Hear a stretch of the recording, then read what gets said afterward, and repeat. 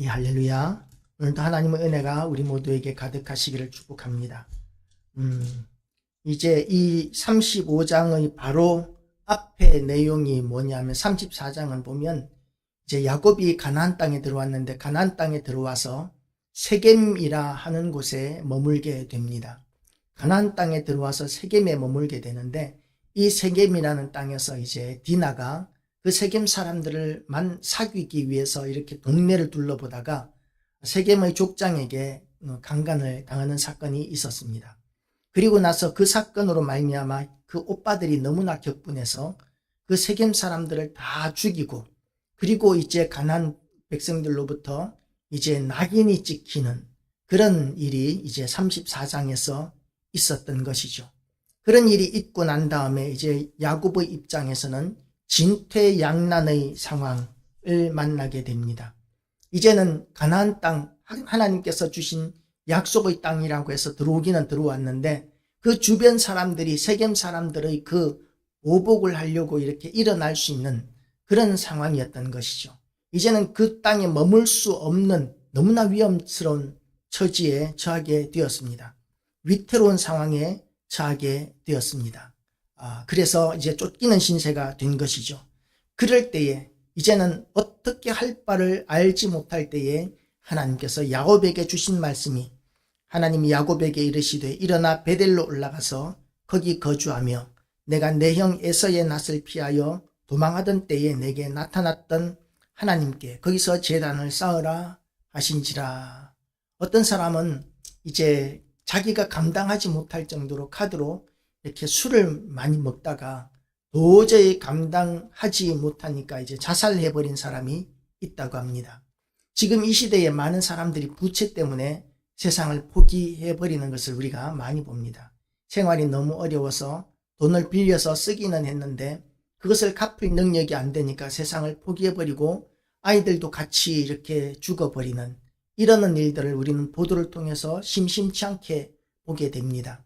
어떤 사람은 약을 통해서, 어떤 사람은 이렇게 투신하는 것으로, 높은 곳에서 뛰어내리는 것으로 그렇게 생명을 포기해버리기도 하는데, 그런데 이제 높은 곳에서 뛰어내리는 것은 순식간에 죽으니까 가장 쉬운 죽는 방법이라고 생각해서 사람들이 쉽게 생각할 수 있지만, 그렇게 투신 자살을 시도했다가 살아난 사람들의 이야기를 들어보면 딱 투신하는 그 투신에서 떨어지는 동안의 그 몇 초의 사이에 어떤 생각이 드느냐 하면, 내가 지금 죽으려고 생각할 수밖에 없었던 그 원인이 되었던 문제가 사실은 별거 아닌 문제였구나, 어떻게 해서든 해결이 되는 문제였구나 하는 그런 생각이 그 불과 떨어지는 동안의 그 몇 초 사이에 든다는 것이죠. 해결책이 다 떠오르고 하여튼 어떻게 해서든지 다 해결될 수 있는 문제 때문에 내가 이렇게 어리석은 자살을 시도하고 있구나 하는 그런 생각을 하게 된다는 것이죠. 딱 한 가지 돌이킬 수 없는 게 있는데 그게 뭐냐 하면 떨어지는 동안에 떨어지는 것을 돌이킬 수는 없더라는 거예요. 다른 그 자기가 이렇게 자살을 생각하게 된 그 원인이 된 모든 문제는 지나고 나서 보니까 이렇게 떨어지는 위급한 상황에서 보니까 사실은 극복할 수 있는 문제였는데 극복할 수 없는 문제가 떨어지는 그 문제만큼은 어떻게 해결이 안 되더라는 것이죠. 그것이 거의 그런 생각을 하는 사람들이 거의 90여 프로, 95% 이상이 그런 생각을 하게 된다라고 합니다. 그래서 우리는 이 절망이라는 것, 좌절이라는 것, 이것이 얼마나 이 어리석은 선택인지를 우리는 분별할 수 있어야 합니다.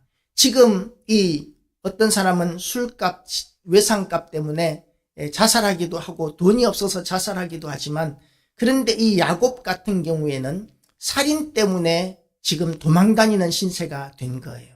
살인 때문에 도망다니는 신세.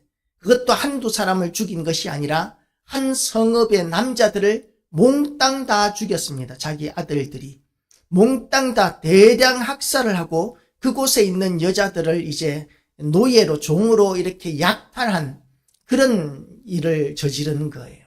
그러니까 그 세겜 족속들을 알고 있던 그 주변의 사람들, 신목을 가지고 있던 사람들은 얼마든지 이 아들에게 또는 야곱 집안에게 복수하기 위하여 쫓아올 수 있는 그런 상황, 위태로운 상황이 되어 버렸습니다. 그래서 이제 도망을 가야 합니다. 원래 야곱이 가나안 땅을 떠날 때에, 아버지 집을 떠날 때에 베델에서 이렇게 돌베개를 베고 자다가 하늘문이 열리고 사닥다리가 놓인 그곳으로 천사가 오르락내리락 하는 것을 보면서 이곳이 하나님의 전이오니 내가 그것을 몰랐도다. 그리고는 만약에 여호와 하나님께서 내가 무사히 갔다가 돌아오게 하시면, 그리고 갔다가 돌아오는 동안에 하나님께서 나를 먹이시고 입히시면, 그러면 내가 돌아올 때에 이곳에서 하나님 앞에 단을 쌓겠습니다. 예배를 드리겠습니다. 라고 이렇게 서원을 했었는데, 그런데 야곱은 지금 가나안 땅에 돌아오면서 베델로 돌아오는 것이 아니라 그 밑에, 저 밑에 세겜 족속들이 살고 있는 그 땅으로 지금 들어온 것입니다. 그 세겜이라는 땅으로 이렇게 들어와서 이제 그곳에서 정착하고 있었던 것이죠. 왜 이 야곱이 하나님 앞에 서원했는 대로 베델로 가지 않고 세겜으로 왔을까요? 왜냐하면 이 세겜 베델이라는 곳에 가서 하나님 앞에 예배를 드리게 되면 그때부터는 온전히 하나님의 손에 붙들려서 하나님의 뜻대로만 살아야 할 것 같은 그런 어떤 불안감이 있었던 것이죠. 야곱은 비록 하나님을 믿는 사람이기는 했었지만 어느 정도는 자유로운 신앙생활 하기를 원했습니다. 마음대로 살고 세상 사람들처럼 좀 어느 정도는 즐기고 그러는 것들을 원했었던 것이죠. 그래서 베델로 가서 하나님 앞에 예배드리고 하나님 앞에서 사는 것을 좀 꺼렸던 것입니다.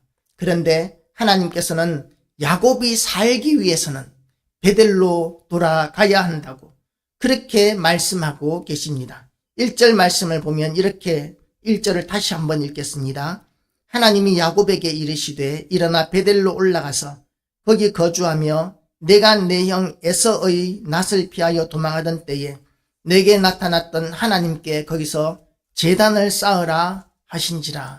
하나님 앞에 제단을 쌓겠다고 약속을 했는데 야곱이 지키지 않으니까 하나님께서 언제 이렇게 야곱에게 나타나시느냐 하면 너무나 위태로운 때, 이제는 생명이 위태롭고 집안이 다 멸망할 수 있는 그런 때에 야곱에게 나타나셔서 네가 살 길이 있다. 너는 이제 이 사람을 의지하고 네 손을 의지하고 네 능력을 의지하면서 살지 말고 나 여호와 하나님을 의지하면서 살아라. 그 증거로 이제 네가 서원했던 대로 베델에 가서 하나님 앞에 제사를 드려라. 단을 쌓아라고 이렇게 야곱에게 하나님께서 명령을 하셨던 것이죠. 그렇게 명령을 하니까 이제 야곱은 갈 곳이 없었기 때문에, 만약에 야곱에게 갈 곳이 있었다면 이 명령에 대해서 아마 야곱이 순종하지 않았을지도 모르겠어요. 그런데 야곱은 갈 곳이 없었습니다. 외삼촌에게로 이렇게 돌아가면, 라반의 집으로 돌아가게 되면 그러면 계속해서 종노릇해야 됩니다. 그래서 이 라반이 아니라 형 에서의 집으로 이렇게 들어가게 되면 형 에서의 집에서 보호는 받을 수 있겠지만 라반보다 더 압제를 더 많이 받으면서 종노릇할 수 있는 것이죠. 그래서 이 형 에서에게도 못 가고, 그리고 또한 외삼촌 라반에게도 못 가는 그런 상황 가운데 있습니다. 지금까지 외삼촌 집에 있으면서 돈도 많이 모았고 재산도 엄청나게 많이 모았고 성공적인 인생이라고 이렇게 이야기할 수 있었지만, 그러나 지금 야곱은 생명을 보존하는 것조차도 위태로운 그런 두려운 상황 가운데 처해 있게 된 것이죠. 그럴 때 여호와 하나님께서 말씀하시니까 야곱은 이제 선택의 여지가 없었고 하나님의 뜻에 온전히 순종할 수밖에는 없는 상황이 되어버린 것입니다. 그래서 야곱이 자기 집안 사람과 자기와 함께한 모든 자들에게 이제 이르되 너희 중에 있는 이방 신상들을 버리고 자신을 정결하게 하고 너희들의 의복을 바꾸어 입으라고 이렇게 이야기합니다. 하나님 앞에 예배드리러 가자는 것이죠. 제사드리러 가자는 것입니다. 그런데 여기 우리가 좀 이상하게 생각할 수 있는 내용들이 있는데요. 너희 중에 있는 이방 신상들을 버리고, 도대체 하나님을 믿는 야곱의 집안에 어떻게 이방 신상들이 있을 수 있겠습니까? 그런데 이 야곱의 집에 그 가족들에게 지금 이방 신상들이 있었다는 거예요. 그걸 야곱이 알고 있었는데 야곱이 거기에 대해서 별로 이렇게 영향력을 행사하지 않았던 것입니다. 별로 영향력을 행사하지 않았던 이유가 뭐냐 하면 적당히 세상과 타협하면서 사는 것이 야곱의 마음이었어요. 가는 곳마다 살고 있는 그 족속들에게는 그들 고유의 우상들이 있는데 그들과의 친화를 위해서는, 또 그들의 보호를 받기 위해서는 그들의 신을 받아들이는 것이 그때 당시의 문화였었습니다. 그래서 비록 하나님을 믿는 야곱이기는 했었지만, 그러나 안전하기 위해서는, 돈을 벌기 위해서는, 성공하기 위해서는 이 우상을 받아들여야 하는 상황이었던 것이죠. 우리가 지금은 어떤지 모르겠지만 옛날에는 공장에서 이렇게 기계가 하나가 들어와도 고사를 지냈었습니다. 그리고 자동차를 사도 고사를 지냈었고요. 이렇게 고사를 지내는 일들이 많았었는데, 그런데 크리스찬들도 직장 생활을 하기 위해서는 그 고사에 참석해야 되는 경우들이 많았었습니다. 그 고사를 거부한다는 것은 회사에서 굉장한 어떤 왕따라든지 손해를 각오해야만 거부할 수 있는 그런 시대가 있었습니다. 지금은 어떤지 모르겠는데요. 지금도 그런 회사가 물론 있을지 모르겠지만 예전에는 그런 일들이 굉장히 많았던 것이죠. 그러니까 타협합니다. 교회 다니는 거 회사에서는 숨기는 거예요. 안 믿는 사람인 척 하면서, 그러면서 이제 회사에서는 회식 나가면 술도 같이 먹고, 그리고 놀 수 있는 거는 같이 놀고, 그러면서 적당히 세상 사람들과 똑같은 색깔로 살다가 이제 주일이 되면 예배만 참석하는 거예요. 세상 사람들과 똑같이 살다가. 그게 이제 바로 이 야곱과 같은 수준이라고 이야기할 수 있습니다. 이 베델에서 하나님을 처음 만났을 때의 야곱의 모습은 가장 밑바닥이었습니다. 지난주에도 우리가 말씀을 보았지만 멀고 먼 길을 이제 혼자서 갑니다. 광야길을 이렇게 가는데 그 광야에서 이 돌베개를 베고 잘 때에 그 야곱의 마음이 얼마나 두려웠겠습니까? 사나운 짐승들이 많고 독충들이 있는 그 메마른 광야에서 돌을 베개하고 자는데 아무도 자기를 지켜줄 수 없습니다. 마을도 없고 집도 없고 하늘에 별만 총총한데 이슬만 촉촉하게 내립니다. 아무도 자기와 함께 하지 않았기 때문에 귀신이 살고 있다고 여겨지는 그 광야 그 들판에서 잠을 자는 것이 얼마나 두려운 일이었겠습니까? 마귀가 있는 곳이라고 하는 그 들판에서 혼자 잠을 자는 것은 너무나 무서운 일이었을 것입니다. 그런 곳에서 돌베개를 베고 자는 야곱은 가장 밑바닥, 가장 가난한 그런 상황 가운데 있었다고 할 수 있는 것이죠. 그런 곳에서 여호와 하나님께서 하늘문을 열어주시고 사다리를 놓아주시고 그리고 천사가 오르락내리락 하는 것을 보여주시면서 야곱을 위로하셨다는 것을 우리는 지난주 말씀을 통해서 보았습니다. 그런데 그 베델이라는 곳에 그 가난한 심령이었을 때에는 제가 돌아올 수만 있게 해주시면 하나님 앞에 제사 지내겠습니다 라고 해놓고는 막상 돌아오게 되었을 때는 제사를 잊어버리고 피해버리고 그곳에 가지도 않는 그런 모습을 우리는 야곱에게서 발견하게 됩니다. 형 에서로부터 건져주시고 그리고 또한 세겜 족속들로부터도 지켜주셨던 그 여호와 하나님 앞에 돌아서기까지는 하나님께서 직접 나타나셔서 말씀하시는 역사까지 있었어야 가능했었고 절망적인 상황에 처해 있었을 때야 야곱에게는 하나님 앞에 돌아오는 일이 가능했었습니다. 그런 일을 우리가 만나게 되면 우리는 불행하다고 여길 수 있는데요. 우리는 그런 일들을 만나지 않게 되기를 바랍니다. 절제절명의 위급한 상황들, 고통스러운 상황들이 우리에게는 없기를 다 원합니다.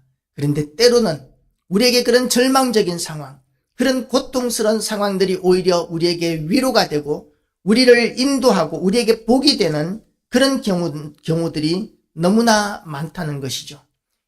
바닥이었을 때 야곱이 만났던 여호와 하나님, 그 베델에서의 그 경험은 물론 그 이전과 그 이후에도 하나님을 만난 경험들이 그 야곱에게는 굉장히 많았지만, 그러나 베델에서의 그 경험은 가장 결정적인, 이 야곱에게 있어서는 결정적인 경험이었었습니다. 하나님을 가장 강력하게 만났던 그 경험이었고 간증이었고, 그곳에서 들었던 하나님의 음성은 뭐냐면, 하나님의 인도하심은 뭐냐면, 너는 아무것도 아니지 않느냐, 이 세상을 네 힘으로 살려고 하지 마라. 네가 이룰 수 있었던 모든 것들, 네가 인정받았고 아버지 집에서 평안할 수 있었던 모든 것들도 다 내가 준 것이었다. 네 힘으로 성공할 수 있는 거 아니라 너는 오직 여호와 하나님을 의지하면서 살아야 해 라고 하나님께서 그렇게 말씀하셨던 것이죠. 너는 속이는 것 말고는 네가 할 수 있는 게 뭐가 있었느냐 라고 이렇게 말씀하신 것이죠. 그것이 이제 받아들여질 수 있었던 이유가 뭐냐면 야곱이 가장 낮은 자리에 있었기 때문입니다. 만약에 야곱이 높은 자리에 있었다면 그런 이야기를 들으면 자존심이 상해서 기분 나빠할 것인데, 기분 나빠할 수준이 안 되기 때문에 하나님 앞에 온전히 그런 말씀을 들었을 때 순종할 수 있게 된 것이죠.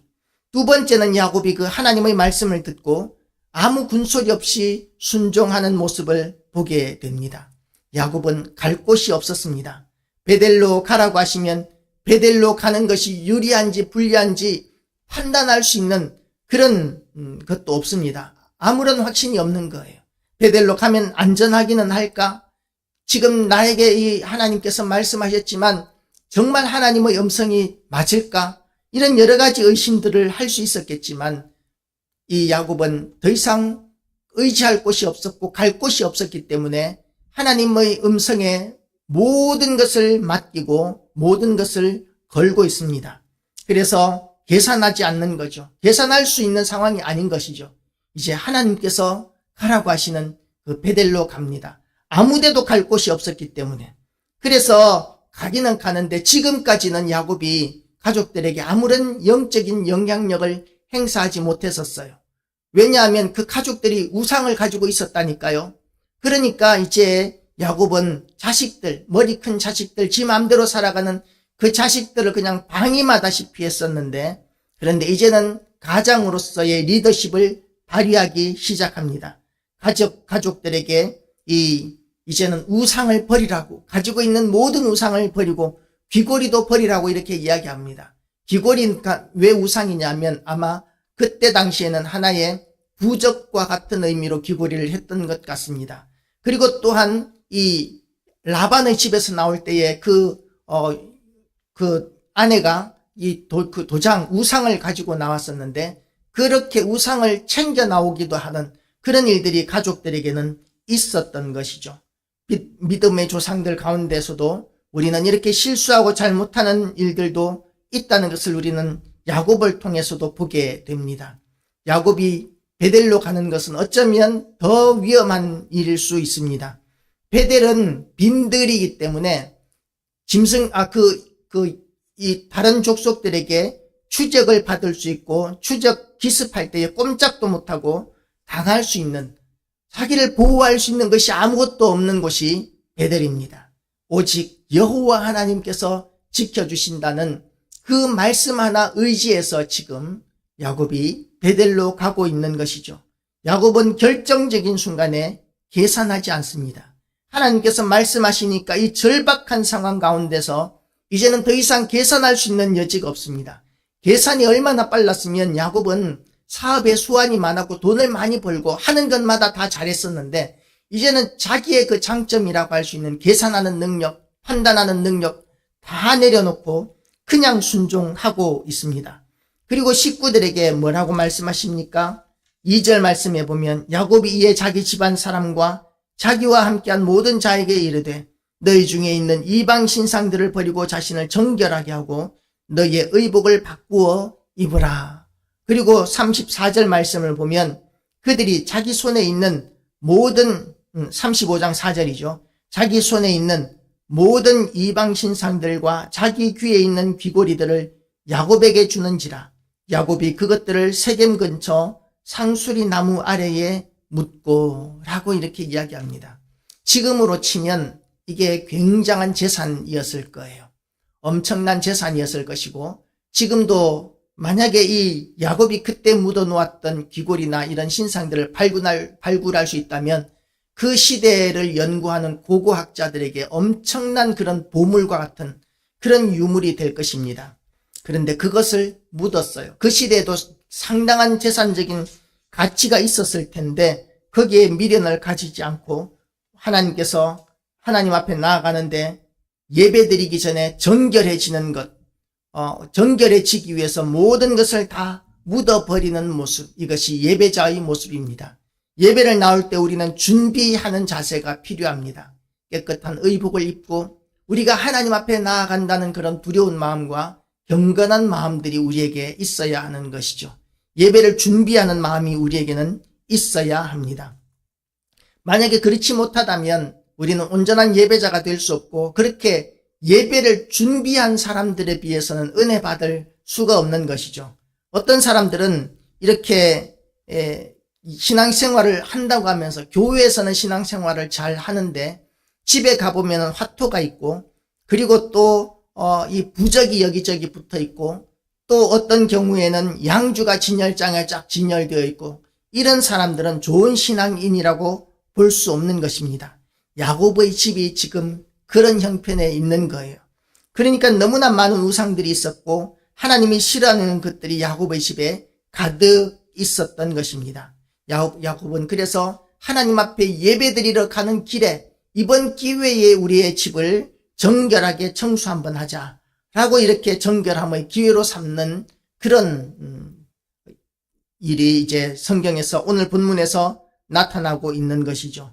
하나님 앞에서 늘 이중적인 자세를 취하고 있었던 이 야곱이 하나님을 섬기는 것 같았지만 마음속으로 또 우상숭배까지 했던 이 야곱의 집안이 이제는 신앙생활로 온전히 순수한 신앙생활로 하나님만 섬기는 신앙생활로 돌아와야 되겠다라고 이렇게 결단하는 것, 이것이 이제 야곱의 회심이라고 이렇게 볼 수 있습니다. 온전히 하나님의 뜻에 순종하는 예배자에게 하나님께서는 은혜를 베풀어 주십니다. 우리가 세상에서 지금 어려운 일들을 많이 당하고 우리가 하나님의 도우심을 필요로 할 때가 굉장히 많은데요. 이렇게 우리가 어려운 일을 당하고 하나님의 도우심이 절실히 필요한데 하나님의 도우심을 받을 수 있는 가장 중요한 곳이 어디냐면 예배의 자리입니다.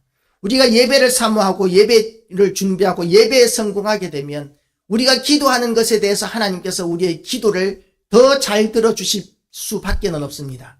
우리의 기도에 귀를 기울이시고 우리의 기도를 이루어 주시겠다고 하나님께서 약속하셨는데, 그런데 기도하는 사람이 하나님만 바라보는 것이 아니라 온갖 세상의 더러운 것들로 이렇게 오염되어 있다면 하나님께서는 그런 오염된 사람, 더러운 자들이 기도하는 것에 응답하실 수가 없으신 것이죠.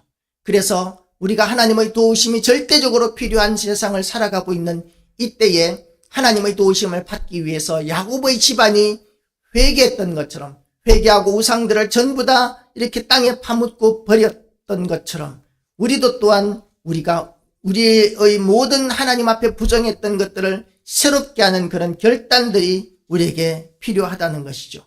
그렇게 되면 지금까지와는 완전히 다른 우리 신앙생활의 시원한 역사들을, 시원한 것들을 우리는 경험하게 될 것입니다.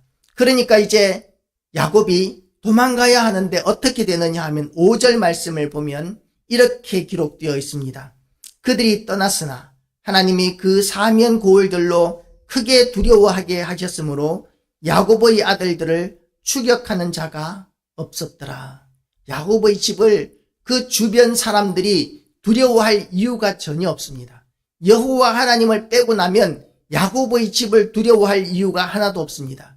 그들은 숫자도 많고, 그리고 고대 이렇게 히타이트족의 그 유물들을 보면 야곱의 시대에 그들은 이미 철기로 들어가 있는 시대이기 때문에 무기로 보나 성으로 보나 인구로 보나 군대로 보나 모든 면에서 야곱은 보잘것없는 그런 나그네 수준밖에는 안 되는 거예요.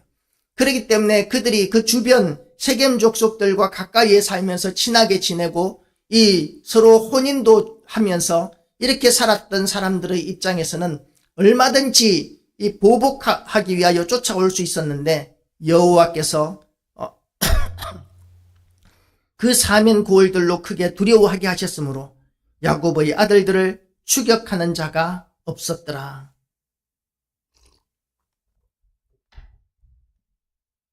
하나님께서 막으시니까 그 강성한 주변 성읍들이 야곱의 집안을 건드리지도 못하고 쫓아오지도 못하는 장면을 우리는 보게 됩니다.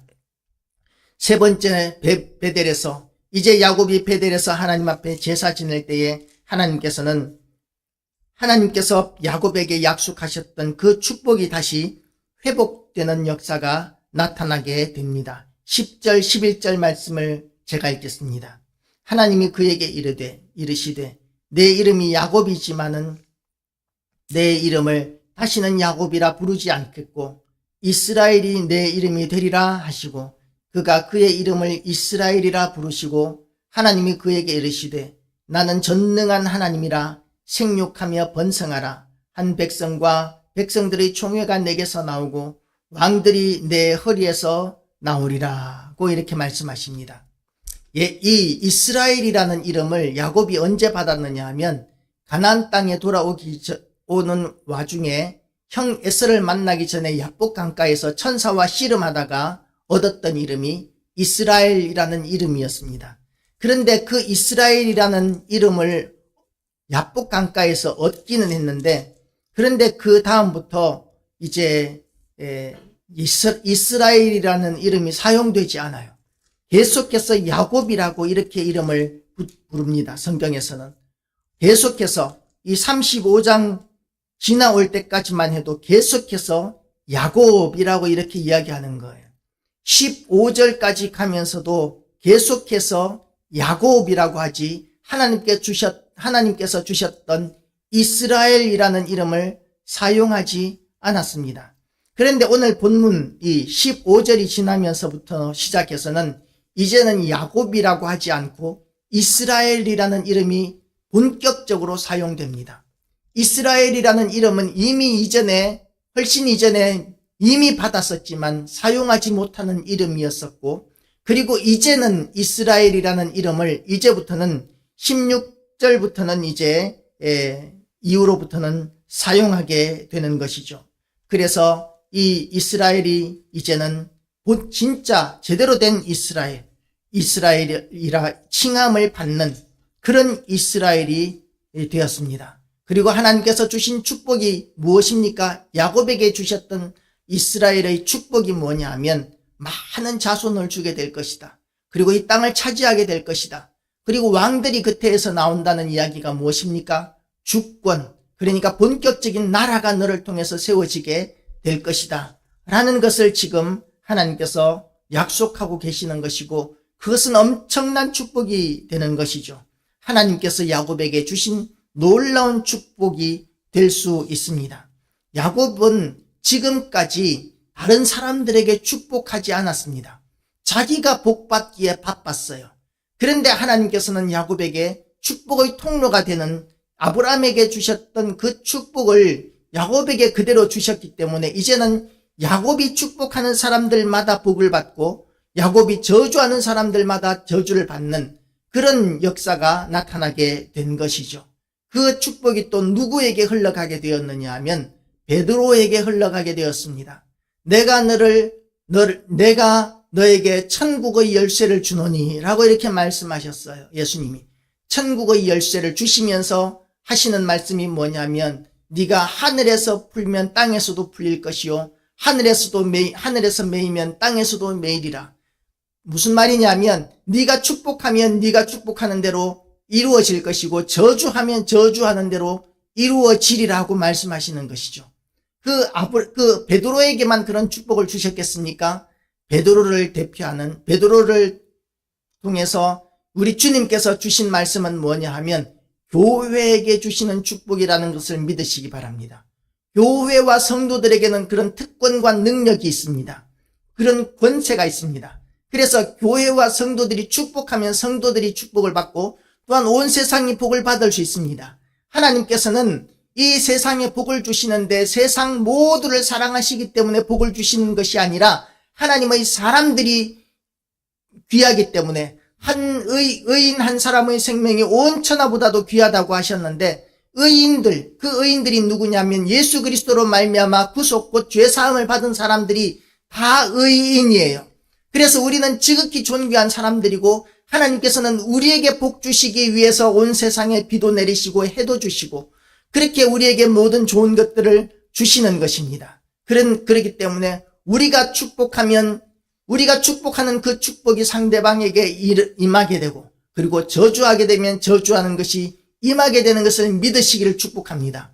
제가 처음 개척교회를 시작했을 때 주신 하나님의 약속도 그것이었어요. 네가 축복하는 자들마다 내가 이루겠다. 누구든지 네가 축복하면 내가 이루겠다라고 약속하신 것이 제가 처음 울산에서 개척교회 할 때 하나님께서 저에게 주신 말씀이셨습니다. 우리가 교회에 주신 이 엄청난 특권과 이 권세를 우리가 이제는 인식하고 지금까지는 나만 위해서 살았을지라도 이제부터는 하나님 나라와 그 의를 위하여 하나님께서 우리에게 주신 모든 좋은 그런 권세들을 사용하셔서 하나님의 나라를 위하여 하나님의 영광을 위하여 살아드리기로 결단하는 그리고 오직 하나님만을 위하여 살기로 결단하는 우리 모든 교회와 성도 되시기를